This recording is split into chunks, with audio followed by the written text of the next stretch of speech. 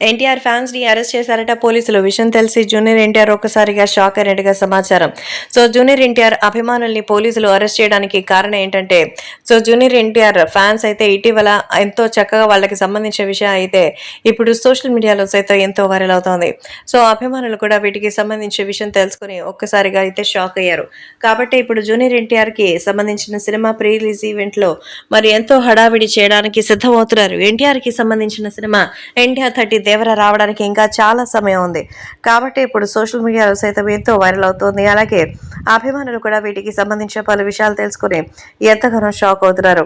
అలాగే వాటికి సంబంధించిన విషయాలు ఇప్పుడు సోషల్ మీడియాలో సైతం ఎంతో వైరల్ అవుతోంది.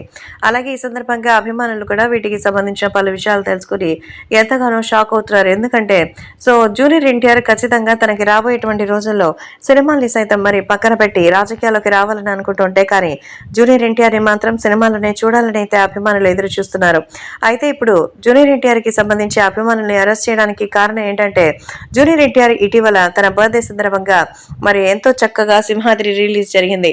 ఆ సందర్భంలో కర్ణాటకలో కొంతమంది ఫ్యాన్స్ జంతు బలులు ఇచ్చారు.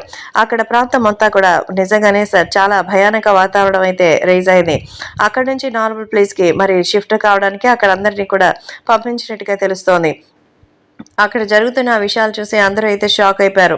అందుకనే వెంటనే మరి జూనియర్ ఎన్టీఆర్ కి సంబంధించిన ఫ్యాన్స్ పైన అక్కడ మరి చాలా రకాలుగా 144 సెక్షన్లు అలాగే ఇబ్బందికరమైనటువంటి వాతావరణం రావడంతో అక్కడ నుంచి అందరినీ పంపించేయడం జరిగింది.